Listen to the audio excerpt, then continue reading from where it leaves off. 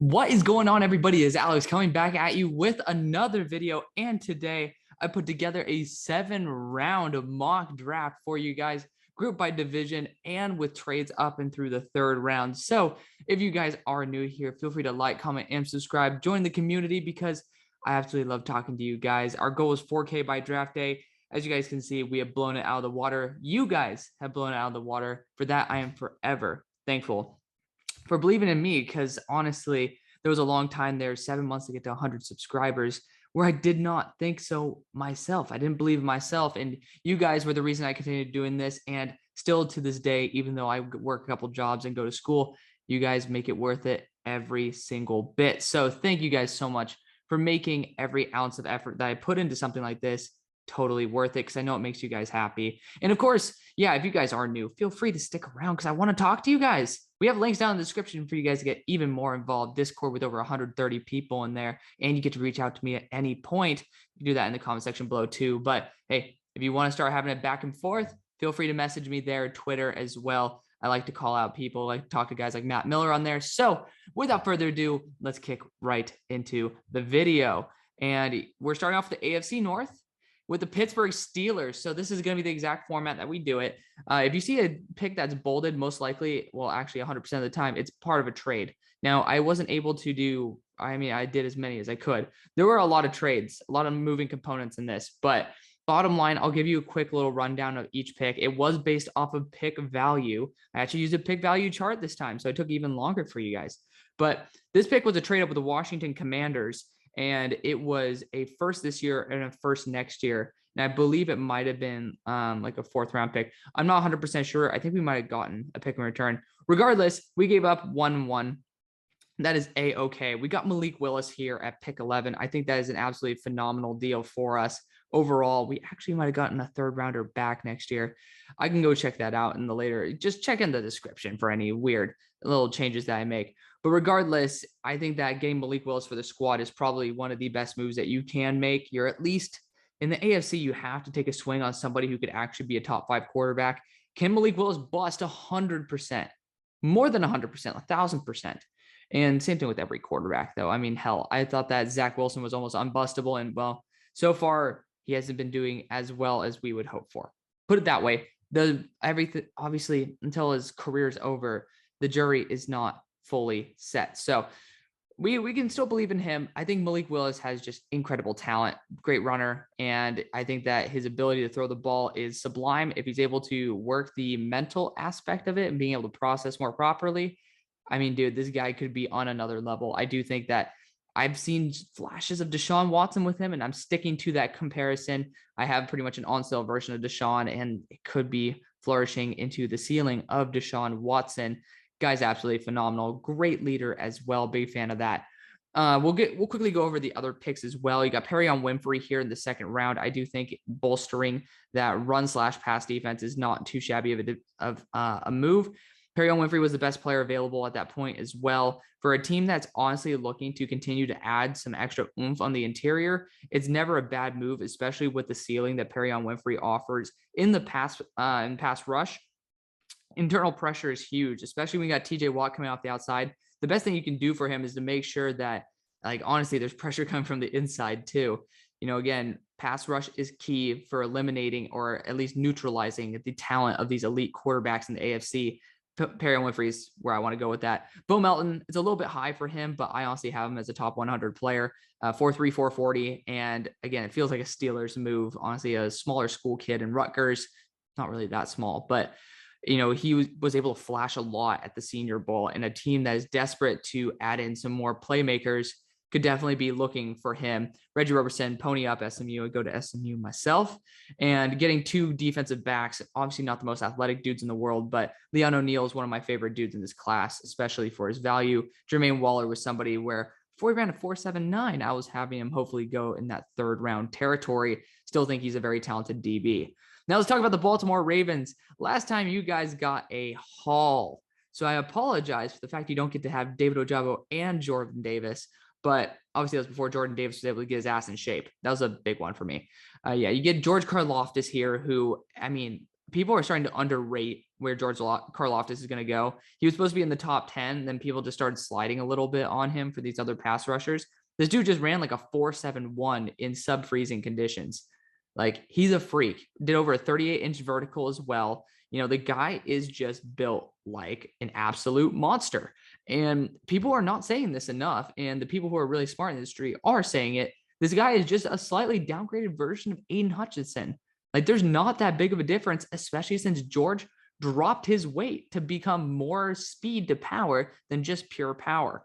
I do love what George brings to the table. He is definitely in that top 15 for me. He might even be top 10, but I mean, honestly, the nitpick between there is so minute. It just might be positional value. Regardless, George Karlaftis is a freaking beast, and that's an absolute A+ pick. Tariq Woolen, it's a little bit high for him, but dude, 6'4", 426, former wide receiver, still learning the position. If he's going to make it work, it's going to be on the Ravens. It's there, or else it's going to be on the Patriots. And if I'm the Ravens, I'm not going to allow Bill Belichick to get his hands on somebody who is extremely toolsy at 6'4". So I definitely like what Tariq Woolen could bring to the table, especially for this team. Daniel Faalele is the next pick. Again, this is a team that's pretty much loaded on its roster, so I'm taking shots on high ceiling players. Karlaftis is the dude who you need to plug in immediately and have an instant impact.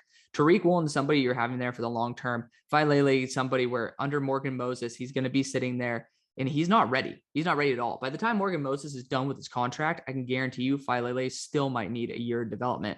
But you don't teach 6'9", 380 pounds. The guy is on another level in terms of athleticism there. And that's going to be a pretty common theme. Thomas Booker's another one of them, but I'll talk about Cole Strange first. Smaller school project out of Chattanooga, but he's a really damn good center, showed out the Senior Bowl. Like, one hell of a competitor, and this is a team that you could definitely still use somebody to put in there at center, and I think you'd be a good fit on this roster. Yeah, Thomas Booker he's somebody people aren't talking about enough. Athletic freak out of Stanford who was just misused, and last time we saw somebody like that, he went number 3 overall. His name was Solomon Thomas. So, again, Stanford isn't known for its defensive coordinator using its dudes to his max capabilities. This is a guy who could become an absolute steal on an interior defensive line that is honestly not that well bolstered. I know you brought Michael Pearson for a 3-year deal, but there are still places for Thomas Booker to shine, and I think this is a good spot for him. And then you got Grant Calcaterra, again, pony up SMU. I think he's a phenomenal receiving option, giving Lamar another large receiver with a solid catch radius. Like, again, I do think he can play in the slot. He can play as a tight end. Not the best blocking threat in the world, but again, the Ravens are great at maximizing guys like Nick Boyle in that type of situation where they can get the most out of dudes who are not pass catchers. Now you can actually get in the draft some dudes who can actually legit catch. Also, you'll see there's a common theme here. SMU is a pretty common school that the Baltimore Ravens go for. You think about it, James Prochet as well as Brandon Stevens have both gone there. Both were really prolific SMU athletes. And now you're going to be seeing Grant Calcaterra as well as Danny Gray, who's a 4.33 40-yard dash dude.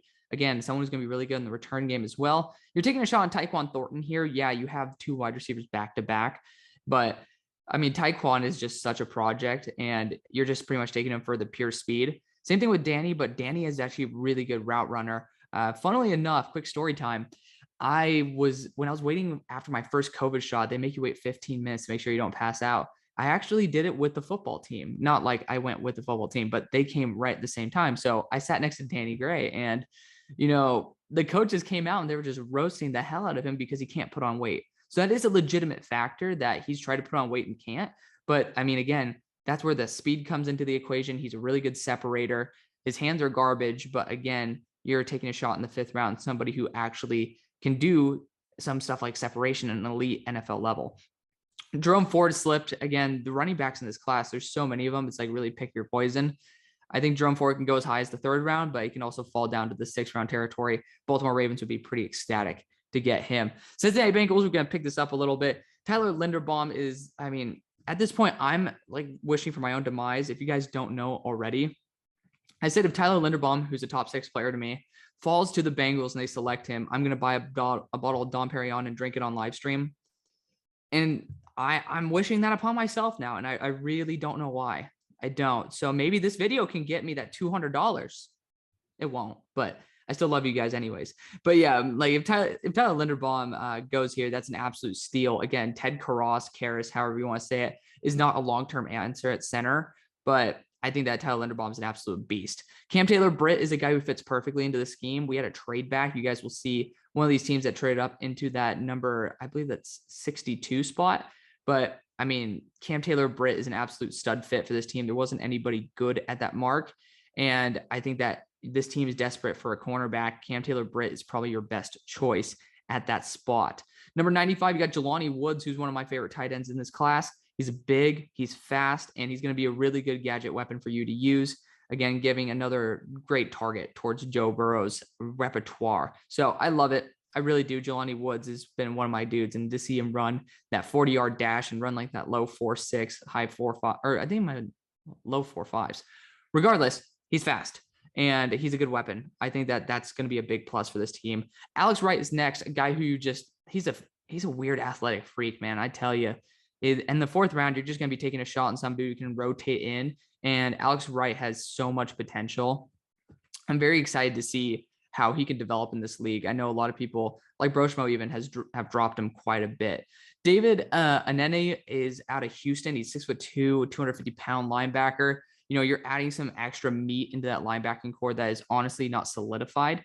And you do have 3 linebackers on roster after next year. But again, I think David could honestly offer a new weapon that is a lot more big and a lot more bulky in the middle, helping out with that run game a little bit more. The rest of the guys, you guys can do your own research on. I don't want to get too much into the nitty gritty, or else it's going to be a 2-hour video. I'd love to do that for you guys, but I know that you guys wouldn't love me to do that right now. Travis Jones is next to the Cleveland Browns. Yeah, absolute steal at that point. Guy has just absolute bats for arms. He just swats dudes out of his way. I think that his presence on the field is just going to be ridiculous. And then pairing him up with Zach Carter would be awesome. I love Zach Carter as an edge rusher. Don't know why people are saying he's interior, maybe because he's 285, but man, if you actually get his ass fully in shape, which he looked like it at the Senior Bowl, this dude's going to be a game changer. I really do think if he's consistently at the level that he is at the Senior Bowl, this dude should be taken as high as the second round. Really, really, really unique athlete, and I love him on this team. John Mechie offers a really solid asset as well in the pass catching game. Since you don't have Jarvis Landry anymore, it allows John Mechie to be able to fill that void very well. Jack Sanborn, another really damn good football player all around. And Isaiah Thomas would be fun to have. Josh Johnson, another dude who's like a nifty pass catcher. And Ty Chandler, one of my favorite running backs, just because there's some really good ones at the end of it. Let's go to the NFC North here. Chicago Bears. You got Christian Watson. Yeah, he fell. I don't have him up that high. I have him actually as a late third grade. But again, that is a sole talent. When you're able to use him as a really good deep threat, when you have a separator already in the short, I think he's definitely worth around this territory. You know, you just have a dude who he's unreal in terms of, he's Marquez Valdez-Scantling. Can we just say it the way it is? He's MVS. And a team like Chicago Bears would be perfect for someone like that. Again, you saw what Justin Fields could do with Chris Olave. Sorry, I couldn't do that this time. But, you know, Christian Watson could definitely be a really good threat on the outside, give Justin Fields someone to just haul it deep to. And again, his deep speed is legit. It's the best in the class, in my opinion. Maybe not named Jamison Williams. Sean Ryan, again, going to be filling in for James Daniels. Love that fit. And Kingsley Enagbare coming in for where Khalil Mack is gone. The rest of the dudes, again, do your own thing. But Green Bay Packers here, we got a lot more picks. Starting off with Zion Johnson, I'm projecting, well, to be fair, it's not exactly me who's projecting it. I did a video that's going to be coming out on Saturday with that franchise guy who obviously knows everything about the Packers. That is his life. He's a Packers fan, but he's thinking that Jenkins is going to be moving to tackle because he did very well there. I think that's a phenomenal move. Zion Johnson would be an amazing guy to be sticking there in at guard to replace him. Then you got Sky Moore getting that new weapon in there. I think that'd be a big plus, along with Romeo Doubs, who's a good deep threat. Pretty much the shorter version of Christian Watson at this point. So I think that'd be a pretty good option for the team. Sam Williams. I got to talk about Sam Williams, man. It was actually acquired, and I believe a trade back, but Sam Williams is just a straight baller. We're talking about Travon Walker as an athletic freak. I don't think that people are looking hard enough at Sam Williams. He had 61 pressures this year. Yes. 61 in the SEC, 4 pressures and a sack against Alabama's Evan Neal, who's my number 2 player. So he's an absolute beast. I love him to death. Had some personality concerns because he had a rape charge put on him, but it was dropped. So again, can't convict someone who's not guilty. And I mean, again, he ran a 4.46 at 260 pounds. Like, this guy should be talked about in that first round category. I'm going to make some first round sleepers. I felt really weird that he was on the board in the third. I really did. And he's going to be gone probably by the end of the first. That's one of my weird hunches, but I'm kind of calling myself out on that. Sam Williams is a baller. If you guys get him in the second or third round, you guys should be popping champagne with me on live stream. Just saying. But yeah, I mean, you got some other really good impact players. Tariq Castro Fields is a really damn good steal at that point. Hell, if you swapped him with Rasheed Walker, I would not blink an eye. Now you got Detroit Lions here. You got Travon Walker starting out at the top. I'm blending in a lot of realism in here as well. They just absolutely love his tenacity, the ability to just, I mean, to be fair, they don't really have a very high floor of expectations for Travon. And that's amazing for him to go in and have time to develop. So this is probably one of his best case scenarios. It's a good environment with a really good coaching staff. And he's going to be he's an athletic freak. We already just talked about this with Sam Williams, but you just don't see dudes built like this. There's not that many people on this earth that are built like that type of mentality. Nakobe Dean slipped out of the first round. Again, these linebackers are not at a premium position anymore, especially with the plethora of them in this class. I mean, hell, I got Darian Beavers in like the late third round. That dude should be a second round pick in a lot of drafts. It's a very deep linebacker class. And with a lot of questions about Nakobe's size and speed, there is legitimate cause for concern of him slipping out of the first. The Detroit Lions are the ones who get the profit. So good for you guys. Jalen Petrie, I actually took a big trade back. You guys will see I'll mention it when the trade up happens, but you got a good amount. You got a good haul here. So I liked it. You got Jalen Petrie as well, addressing a safety position that is definitely of need. Not exactly the strong safety position I would say he could fill the best, but at the same time, he and Tracy Walker could certainly create a good dynamic duo there. He also has the ability to play corner.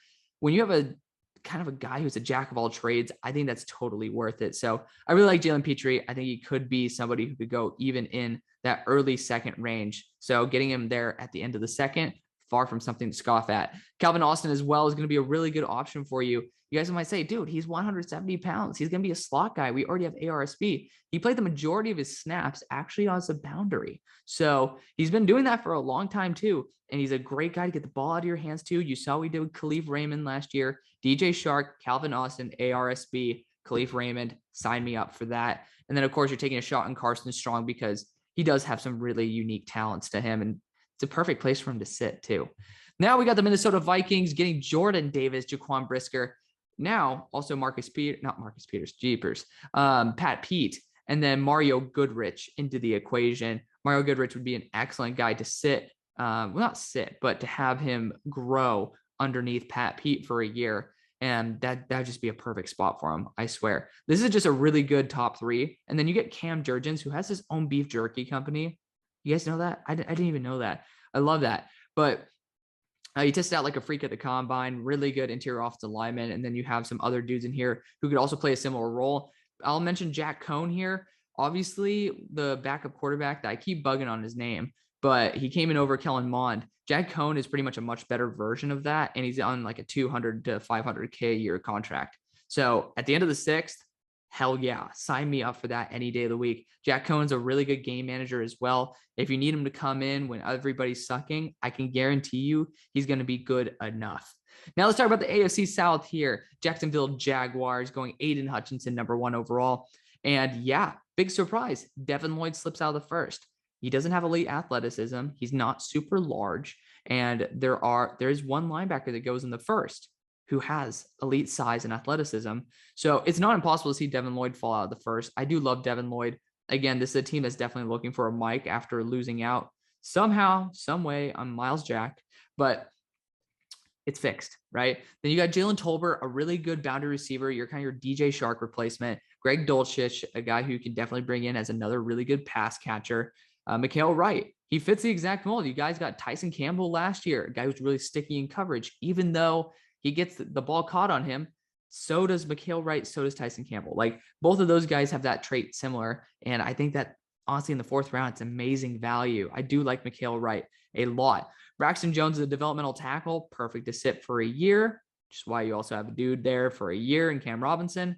I definitely think that's a good move. Chris Paul as well. I actually got him for you guys last time. I think at the next pick, but hey, I got him a little bit earlier this time. Chris Paul's a really good interior offensive lineman to help grow that depth. Damari Mathis, he's a cool DB. I'm not that high on him, but again, this draft actually falls off in terms of its talent. So it is the way it is. Noah Ellis is actually really good, though. Someone who I haven't actually done a full eval on, but somebody who's popped off to a lot of very reputable people in the industry. Charleston Rambo doing his thing. Jeremiah Moon and Wanye Thomas, also good contributors. Indianapolis Colts going Kyler Gordon to start out. I think it's a perfect fit. You definitely have that good explosiveness. Obviously, tests really well in terms of his vert and broad. Just somebody who fits perfectly into this team that just traded away Rock Ya-Sin. Wan'Dale Robinson is going to be a really good weapon for Matt Ryan to have as well. And Thayer Mumford just being able to come in wherever Mark Lewinsky is not. I just love this. I really do. Brock Purdy is a guy with a super high ceiling as well. I love the intangible traits that he's had in terms of being able to layer the ball properly.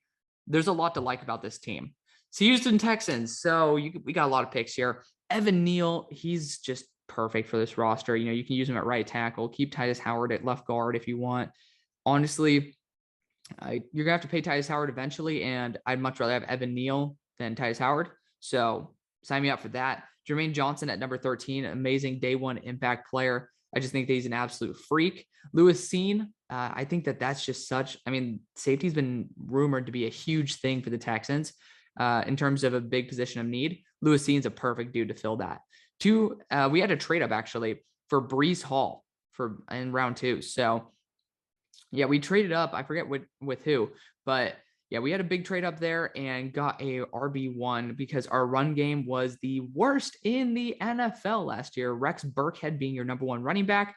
You might see a theme where I am saying, fuck no to him being your number 1 running back. Yeah, it's time to have Breece Hall, Kyren Williams, Jashawn Corbin coming in and actually making a legit difference. Kyren Williams could be falling this far, did not test very well. And again, we are in an NFL where running backs really have to be special in order to be drafted at a legit position. Ed Ingram, again, adding that nasty Mauler mentality, adding some good run blocking right there. Kevin Austin, 6'2", 200, good deep threat. And then Kobe Bryant too. I have to say this is a pretty kick-ass draft for the Texans. I'd be very happy for you guys.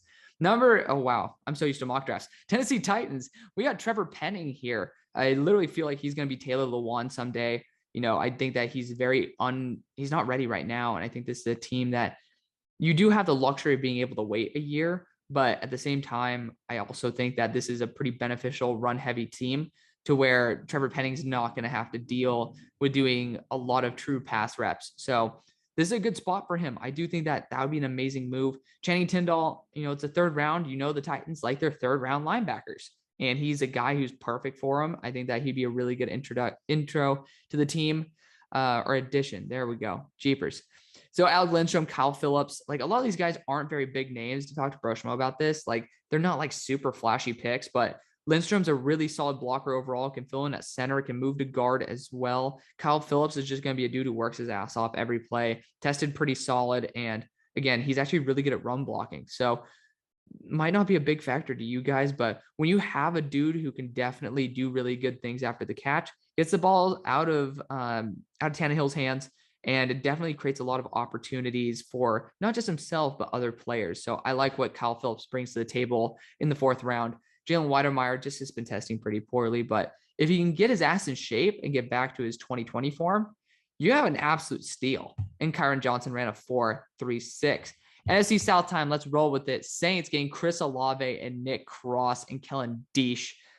3 impact players going to start ASAP. Of course, Malcolm Jenkins retired today, so that's why I had to put Nick Cross in there. I think that's an absolute banger of a top 3 rounds.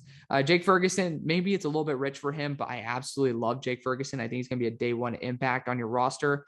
Could be competing a little bit with Taysom Hill there, sure, but I do think he was the best tight end at the Senior Bowl, not named Trey McBride. So again, there's guys who are at the Senior Bowl who are taken above him. Bailey Zappi took it for the team last time, just a really stable, solid quarterback, similar to the way you brought in Andy Dalton. So I think that would be a good move in the 4th round. Neil Farrell Jr., It's a fun guy as well. Tampa Bay Buccaneers, you got Tyler Smith. I love it. You could stick him at guard in the short term, and then he's going to be pretty much moving out to tackle in the long run. You don't have to do that, but if you want to save some cash, or maybe you just want to see, hey, this guy can actually play tackle because he's a beast.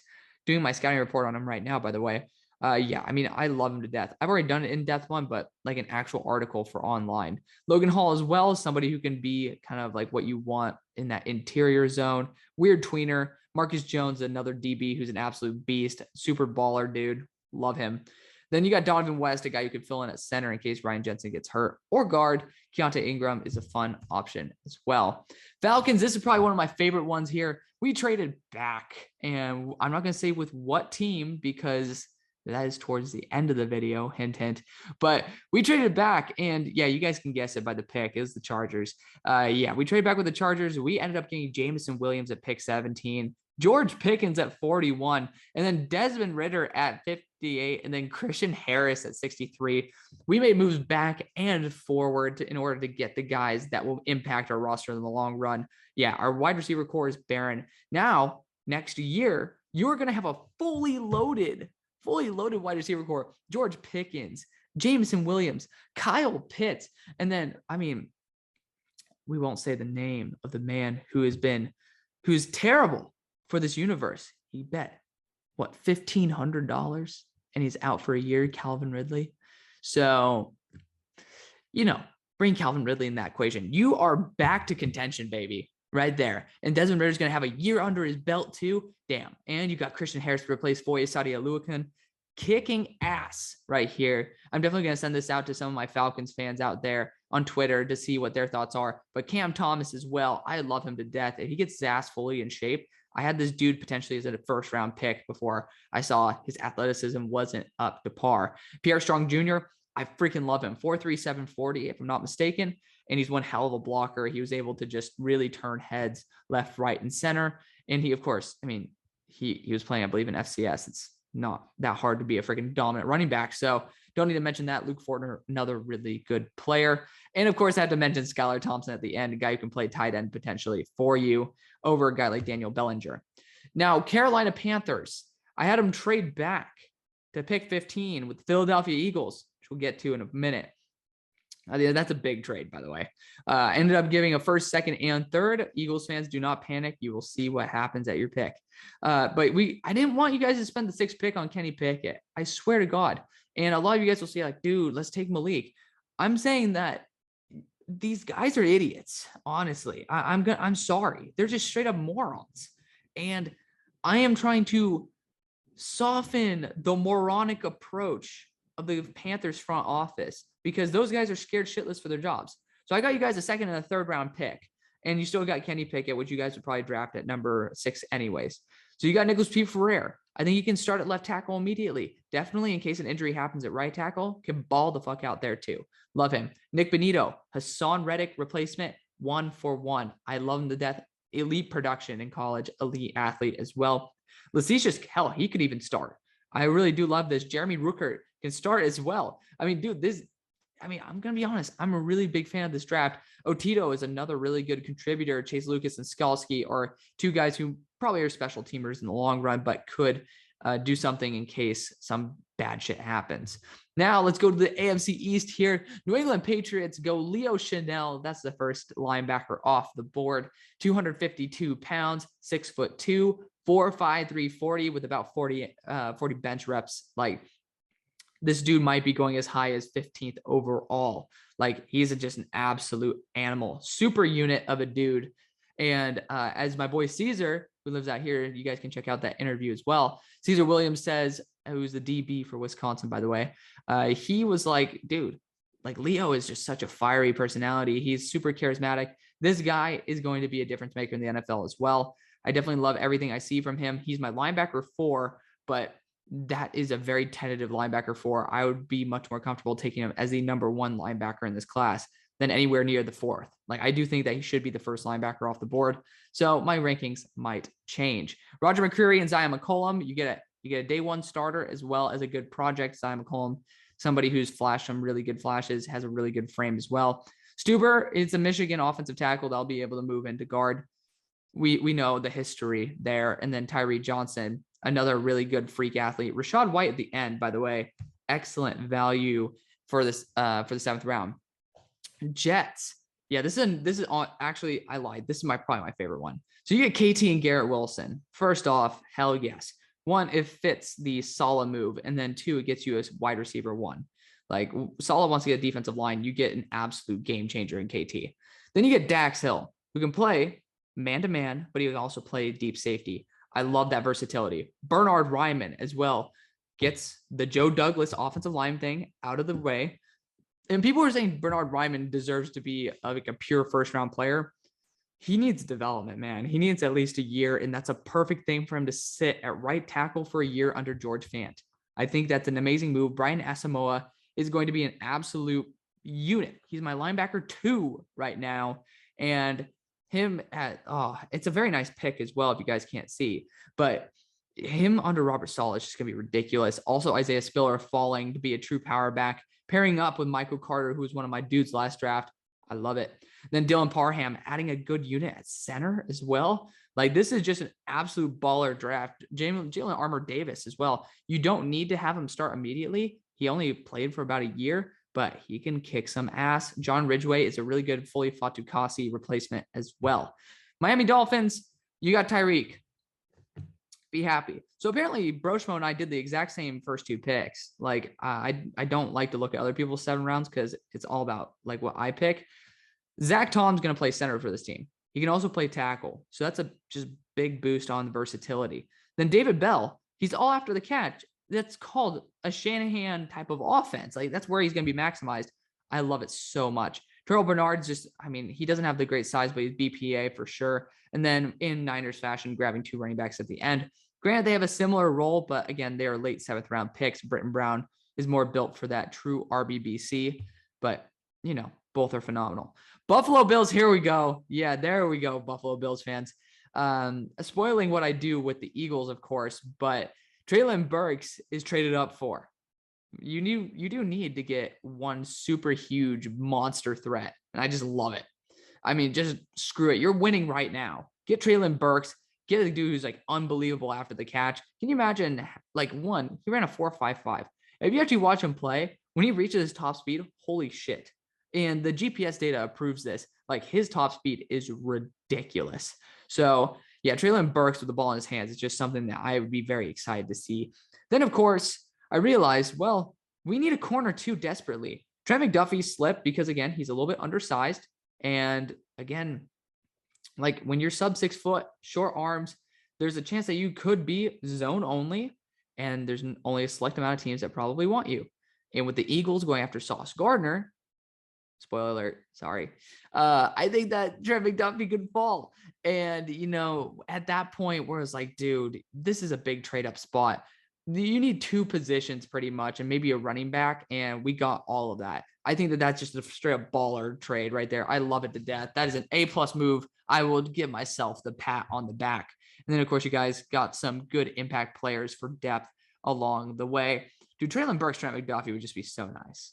Such a good pickup by me. I'm just gonna be honest here. I love that pickup so much. NFC East time. Let's go. Kyer Elam. Of course, we traded back with the Pittsburgh Steelers here. There were no wide receivers worth it on the board. And of course, in the 2nd round, you get my number 5 wide receiver. So wide receivers who were 3 to 4 spots behind Alec Pierce were taken before him. And that's just more of the realistic aspect. I love Alec Pierce to death. Again, he's a 1st round graded receiver for me.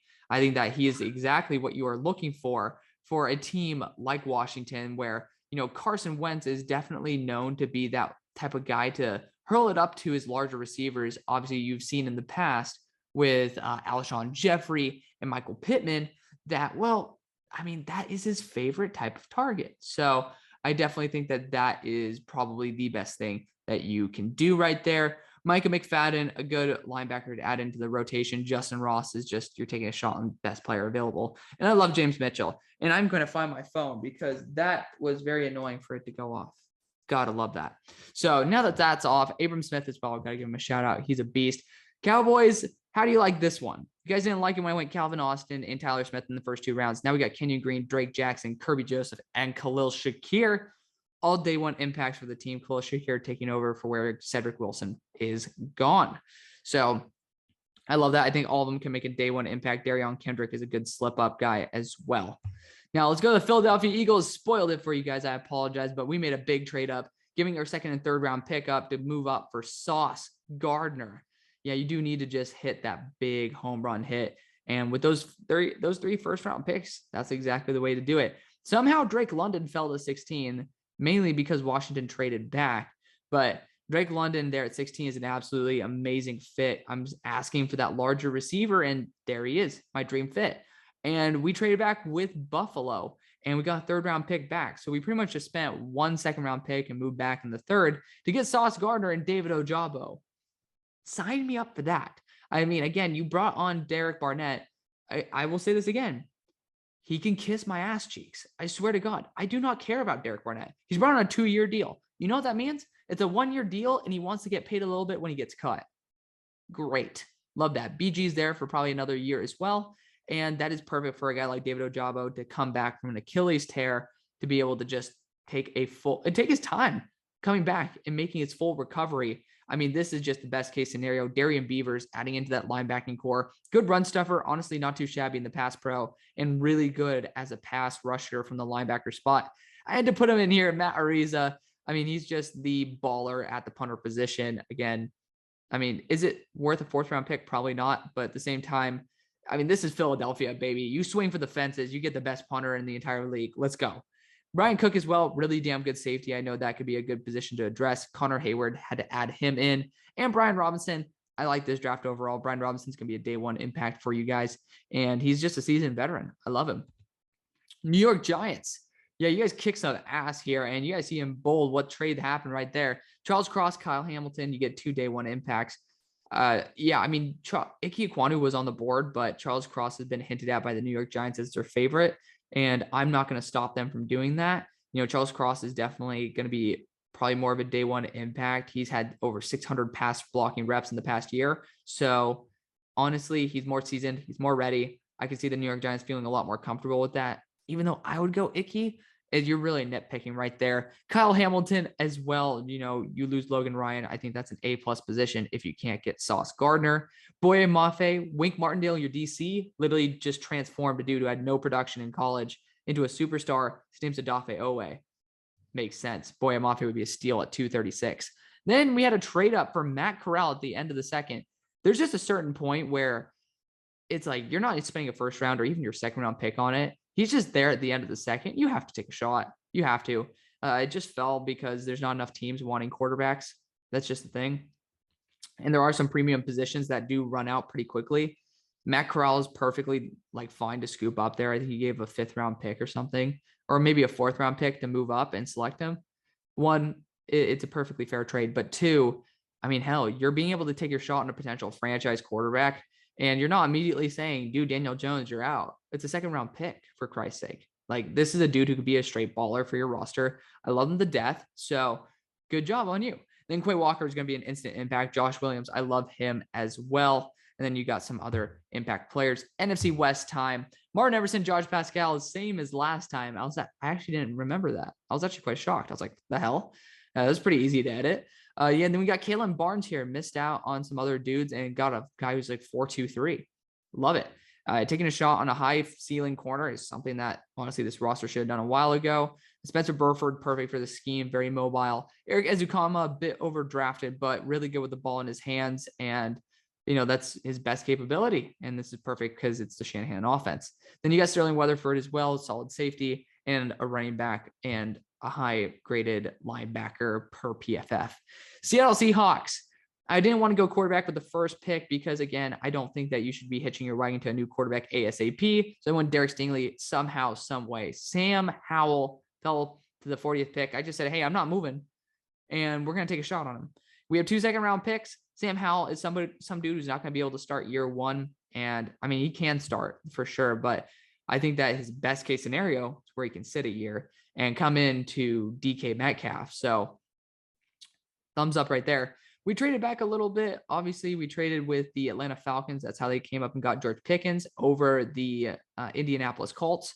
But Troy Anderson is a dude who can actually be a true leader. He was able to move from quarterback to running back to linebacker, and was like, he's like, I think, Mountain West Player of the Year at like all those positions. So really, really good dude. And he's a great leader as well. Someone who can come in and fill the void for Bobby Wagner. And then you get your offensive line replacement in Jamari Sawyer, who can play left tackle, left guard, right guard, wherever the hell you want to play. Okay. Then you got some other really good players to stick in there as well and have their own unique roles. Rams, I'm sorry, there's nothing really super special here. I want to mention Quinterio Cole, though. I go to SMU, and the Serve Pro All-American Bowl, not All-American, Serve Pro First Responders Bowl was actually at SMU's campus. So I got to go as media access. Pretty baller, by the way. But got to watch, and this dude kept popping off on the Louisville defense. And I'm like, who is this guy? It was Quinterio Cole. And he just makes plays, man. I think he'd be a really good sneaky steal. I think he's going to be a big impact if a roster actually wants to take a shot on him.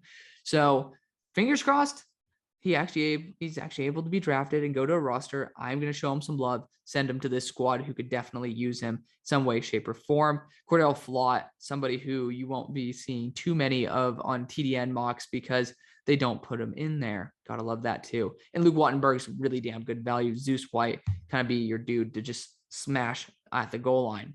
Arizona Cardinals.